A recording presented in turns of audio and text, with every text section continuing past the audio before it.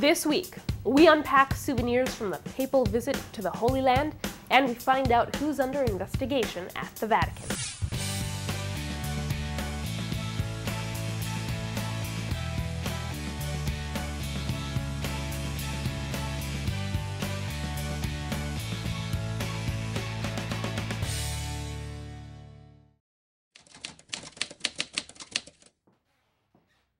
Hello and welcome to this edition of Vatican Connections. Now, the suitcases are unpacked from the papal trip to the Holy Land, but the souvenirs are still being sorted out. Among them are two new friends. In Bethlehem, Pope Francis seized the opportunity and extended a surprising invitation to Shimon and Mahmoud Abbas to come together for a prayer meeting at the Vatican. Both leaders accepted the invitation. Now, on his flight back to Rome, Pope Francis insisted the gathering will be a prayer meeting, not a mediation or negotiation. While President Perez seems to accept the invitation willingly, Israeli Prime Minister Benjamin Netanyahu did not mention the invitation at all during his encounters with Pope Francis. Now, the surprises didn't end there. On his return flight to Rome, Pope Francis spent nearly 1 hour answering journalists' questions. Among them, questions about clerical sex abuse, priestly celibacy, and the Vatican Bank. He was asked about the issue of bishops who failed to report pedophile priests. Pope Francis said the Vatican will forge ahead with zero tolerance for abuse or those who cover it up. He went further and said there are currently 3 bishops under investigation. One of them has already been found guilty, and the Vatican is analyzing what penalty to impose on him. Although the Pope did not name the bishops being investigated, the Vatican has acknowledged earlier this year that they are investigating Cardinal Keith O'Brien of Scotland and Archbishop Joseph Wesolowski. The latter is being investigated by the Congregation for the Doctrine of the Faith and the Vatican Police. Now, regarding priestly celibacy, he said it isn't an issue of dogma. It's a rule of life, and he sees it as a gift for the Church. He also said because it's not dogma, the door is always open for discussion, but there are more urgent topics to discuss in the Church first. And with the Vatican Bank, he said 1,600 accounts were closed at the bank because they belong to people who shouldn't have accounts there. He also said there is an investigation looking into the matter of the 15 million euros that went to the Italian production house Lux Vide. He said it is not very clear what happened with that transaction. Although the Pope's suitcase has probably already been unpacked, the focus of all talk around the Vatican is still the papal visit to the Holy Land, mainly because what happened during that trip went beyond what anyone imagined for it. It all started out quite routinely in Amman, Jordan. Vorrei ora rivolgere un saluto carico d'affetto alle comunità cristiane, curate da questo regno. Comunità presenti nel paese fin dall'età apostolica. Loro offrono il loro contributo per il bene comune della società nella quale sono pienamente inserite. Pur essendo oggi numericamente minoritarie, esse hanno modo di svolgere una qualificata e apprezzata azione in campo educativo e sanitario, mediante scuole ed ospedali, e possono professare con tranquillità la loro fede nel rispetto della libertà religiosa, che è un fondamentale diritto umano e che auspico vivamente venga tenuto in grande considerazione in ogni parte del Medio Oriente e nel mondo intero. Lo Spirito Santo è disceso su Gesù presso il Giordano e ha dato avvio alla sua opera di redenzione per liberare il mondo dal peccato e dalla morte. A Lui chiediamo di preparare i nostri cuori all'incontro con i fratelli al di là delle differenze di idee, lingue, cultura, religione. di ungere tutto il nostro essere con l'olio della sua misericordia, che guarisce le ferite degli errori, delle incomprensioni, delle controversie. La grazia di inviarci con umiltà e mitezza nei sentieri impegnativi ma fecondi della ricerca della pace.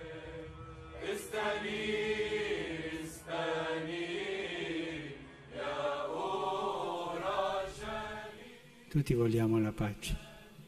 Io mi domando, chi vende le armi a questa gente per fare la guerra? Ecco la radice del male. L'odio e la cupidità del denaro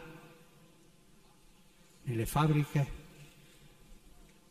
e nelle vendite delle armi. Questo ci deve fare pensare chi è dietro, che ci dà a tutti, chi dà a tutti chi sono in conflitto le armi per continuare il conflitto. Pensiamo e anche dal nostro cuore diciamo una parola per questa povera gente criminale, perché si converte.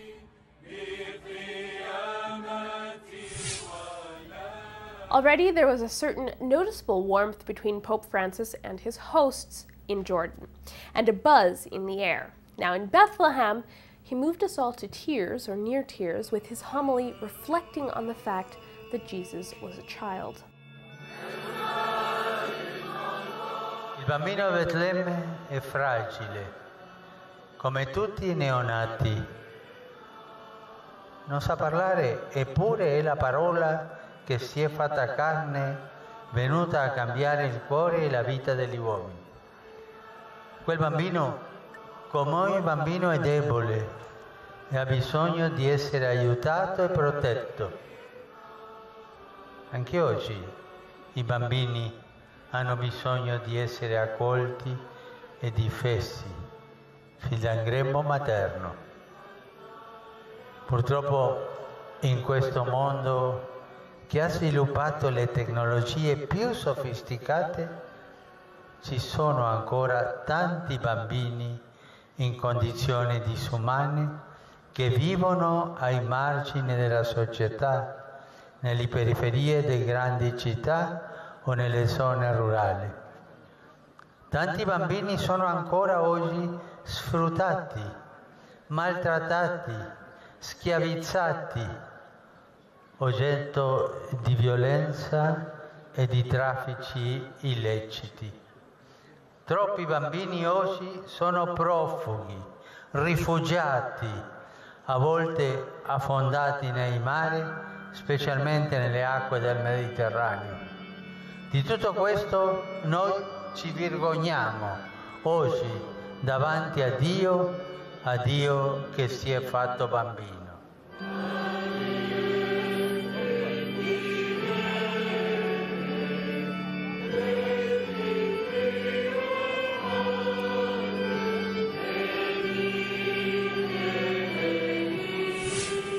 But it was his Regina Coeli address in Bethlehem that knocked things out of the park.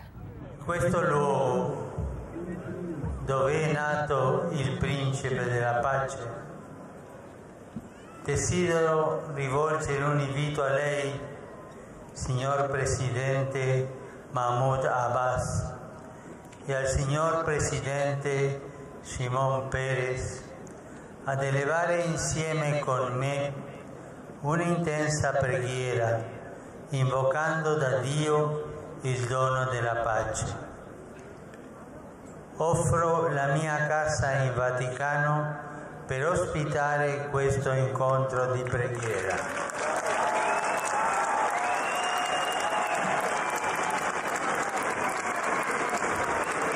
Tutti desideriamo la pace. What is in your power? to ask this Israeli occupation to end and to stop detaining our children and to stop their... But international peace building was not the main focus of his visit. He was there instead to mark the 50th anniversary of a historic meeting between Pope Paul VI and Patriarch Athenagoras. Lo compiamo sulle orme dei nostri venerati predecessori, il Papa Paolo VI e il Patriarca Atenagora, i quali con coraggio e docilità allo Spirito Santo diedero luogo 50 anni fa nella città santa di Gerusalemme allo storico incontro tra il Vescovo di Roma e il Patriarca di Costantinopoli. Certo, non possiamo negare le divisioni che ancora esistono tra di noi, discepoli di Gesù. Questo sacro luogo ce ne fa avvertire con maggiore sofferenza il dramma. Siamo consapevoli che resta da percorrere ancora altra strada per raggiungere a quella pienezza di comunione che possa esprimersi anche nella condivisione della stessa mensa eucaristica, che ardentemente desideriamo. Ma le divergenze non devono spaventarci e paralizzare il nostro cammino. Desidero rinnovare l'auspicio già espresso dai miei predecessori di mantenere un dialogo con tutti i fratelli in Cristo per trovare una forma di esercizio del ministero proprio del Vescovo di Roma che in conformità con la sua missione si apra ad una situazione nuova e possa essere nel contesto attuale un servizio di amore e di comunione riconosciuto da tutti. Of course, it's not possible to visit the Holy Land, set an example of respect and love between people of different faiths, without visiting the leaders of the religions that live in the area, and of course, Yad Vashem, the Holocaust Memorial, to remember just what happens when there is no respect.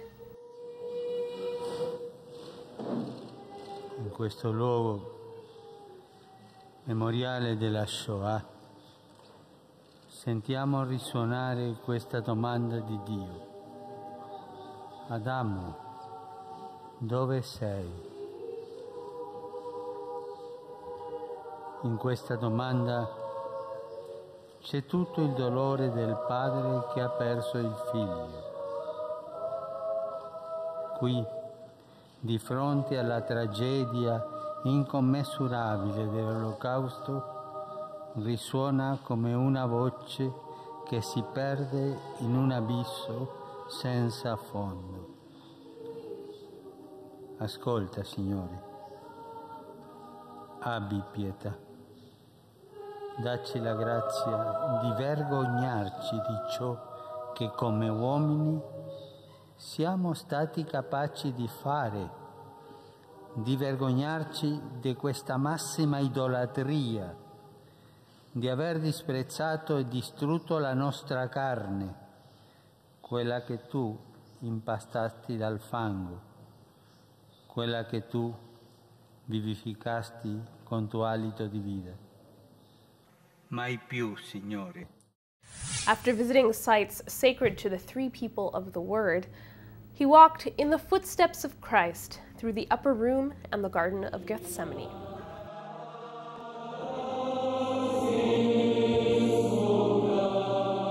Quando giunge l'ora segnata da Dio per salvare l'umanità dalla schiavitù del peccato, Gesù si ritira qui, nel Getsemani, ai piedi del Monte degli Ulivi.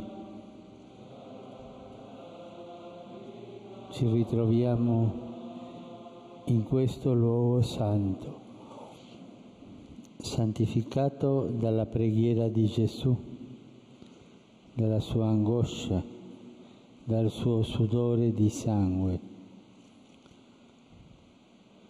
santificato soprattutto dal suo sì alla volontà d'amore del Padre.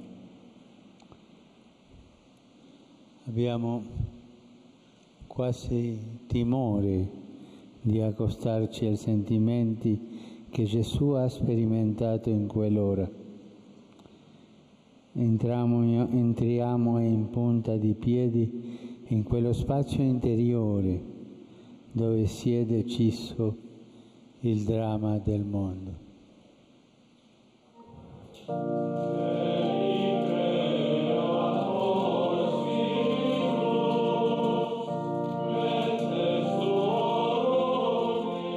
Qui dove Gesù consumò l'ultima cena con gli apostoli, dove il risorto apparve in mezzo a loro, dove lo Spirito Santo scese con potenza su Maria e i discepoli, qui è nata la Chiesa ed è nata in uscita.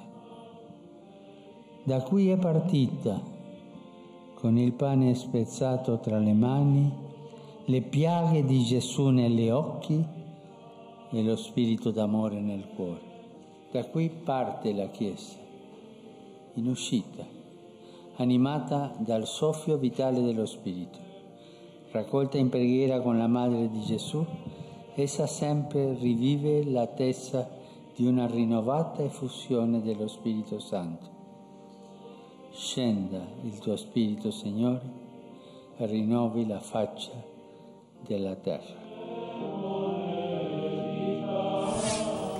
Finally, after a whirlwind 3 days doing a very delicate balancing act, he finally answered journalists' questions during the flight home using unmistakably clear language about some of the worst issues the church is facing. Un sacerdote che fa questo tradisce il corpo del Signore, perché questo sacerdote deve portare questo bambino, questa bambina, questo ragazzo, questa ragazza alla santità.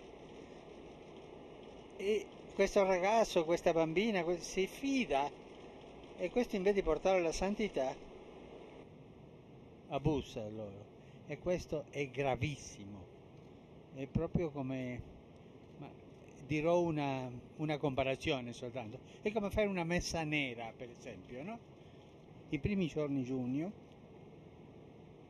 o 3 e ci sarà una messa con 6 o 8 persone abusate a Santa Marta e poi una riunione con loro, io e loro, e persone, 2 sono della Germania, 2 di Inghilterra o Irlanda, non so bene, e le altre saranno 8, no? Col cardinale Male che è della commissione. Ma su questo si deve andare avanti, tolleranza zero. I spoke to our very own Father Thomas Rosica, who is also the English language assistant to the Holy See press office, about this trip, about why it was so significant and the fruits that we should expect to see. Everything about this voyage was significant, from the timing of it, the itinerary, the gestures. Let's talk about that a little bit. The itinerary and the timing of it, why were these so significant? A couple things. There was much at stake here. This was a pilgrimage, and the centerpiece of the pilgrimage was the 50th anniversary of that historic embrace between Pope Paul VI and Athenagoras, the ecumenical patriarch, in 1964. I think to rekindle that flame of ecumenism, to give a very clear message that Christians are divided, we have to do away with that division, the embrace was extremely important. These were not just perfunctory photos of political leaders shaking hands. The Pope is a tactile person. He likes to touch things. And so that spontaneous stop at the wall, the dividing wall between Bethlehem, Palestine, and Israel, was very symbolic, very significant. So you can say that the prayer before the wall at the gates of Bethlehem was a prayer that wall come tumbling down. The prayer before the western wall in Jerusalem was a sign of the great reverence and devotion that the Pope has for the Jewish people. We saw the Pope praying before the wall, before the stone plaque in Yad Vashem, commemorating the people who died as victims of terrorism.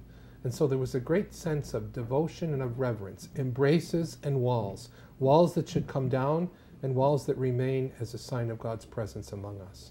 There's one embrace I want to focus on. It was a little bit overlooked, but there's many photos. Right after Pope Francis put his prayer into the wall, he turned, and they were trying to lead him away to the next stop, but he kind of got away from the rabbi that was leading him, and he went straight to the two friends who were with him on the trip. He went to his Jewish companion and his Muslim companion, both from Argentina, and that historic embrace. I was choked up when I saw that. It was very early in the morning. We were covering that. And I said, that's what it's about. If peace is going to come to the Middle East, it's not going to be through peace treaties constructed in Geneva and then failed elsewhere. It's not going to come through documents and through all kinds of negotiations. It's going to become a reality because of friends. And Jesus says that quite clearly. I do not call you servants or diplomats or politicians. I call you friends. And that photo, you know, they say a photo is worth 1,000 words. That photo was worth 1,000,000 words. The people watching it, first of all, that a Muslim would be down there in that precinct praying.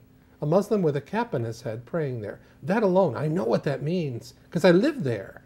And I know the sacredness of that space, and I prayed many times before that wall. But to see the three of them there, and obviously the tears in Rabbi Skorka's eyes, the friendship that exists between the three, it is living proof that nothing is insurmountable when we're looking for peace and we're looking for unity and we're looking to treat one another with great respect. Friendship. The Pope is trying to foster a friendship between two people who until now maybe haven't had a chance to be friends. There was that unexpected, totally surprise to everyone invitation to Shimon Peres and Mahmoud Abbas to come together to pray, and Pope Francis famously said, "I offer you my house at the Vatican." Now, you've lived there, so you understand more than anyone the walls that divide people from these two different territories. Talk to us about the significance of that invitation and the significance of the fact that these two men will come together to pray at the Vatican. The fact that he invited the two together and that the two responded almost instantly to come together, that is the foundation. It is not the deal signed and sealed. It is the foundation for a just and lasting peace, because so many of the efforts for peace these past years, and I was present at several of those moments, whether they be in Washington or in Jerusalem or Tel Aviv, they failed. And I often wonder sometimes if they failed because the point de départ, the point of departure, was not peace. Who knows what's going to happen? But right now, Pope Francis is the most powerful, the strongest, the most credible moral leader in the entire world. This transcends the Catholic Church. People are looking to him because he has the capability of bringing people together. And I think through the help of God, through the intercession of the saints, I'm very confident for the first time ever, after living in the Holy Land and done all this work these past years, I see a real glimmer shining through the storm clouds. The Pope's agenda was a little bit lighter this week. Wednesday was the general audience, during which he spoke about his trip to the Holy Land. Nei giorni scorsi, come sapete, ho compiuto il pellegrinaggio in Terra Santa. Con questo pellegrinaggio, che è stata una vera grazia del Signore, ho voluto portare una parola di speranza, ma l'ho anche ricevuta a mia volta. L'ho ricevuta da fratelli e sorelle che sperano contro ogni speranza, attraverso tante sofferenze come quelle chi è fuggito dal proprio paese a motivo dei conflitti, come quelle di quanti in diverse parti del mondo sono discriminati e disprezzati a causa della loro fede in Cristo. Continuiamo a stare loro vicini. Preghiamo per loro e per la pace in Terra Santa e in tutto il Medio Oriente. La preghiera di tutta la Chiesa sostenga anche il cammino verso la piena unità tra i cristiani, perché il mondo creda nell'amore di Dio che in Gesù Cristo è venuto a abitare in mezzo a noi. Friday, the Pope presided at the Episcopal ordination of Monsignor Fabio Fabene, the Undersecretary of the Synod of Bishops. On Saturday, Pope Francis was taking part in the Children's Train initiative, which included a procession in the Vatican gardens while praying the Rosary. And on Sunday, the Pope was taking part in the national meeting of the Charismatic Renewal Movement in Italy, which was taking place at Rome's Olympic Stadium. Vatican Connections is interactive. We answer your questions and explain things you want to know. You can reach us on Twitter at Vaticonnections or by email at info@saltandlighttv.org. We'll try our best to answer your questions during this part of our show. Well, that's it for Vatican Connections. Join us again next time for more about what's going on at the heart of the Church. Follow us on Twitter or Facebook or check our blog for daily updates. For everyone here, thanks for watching and see you next time.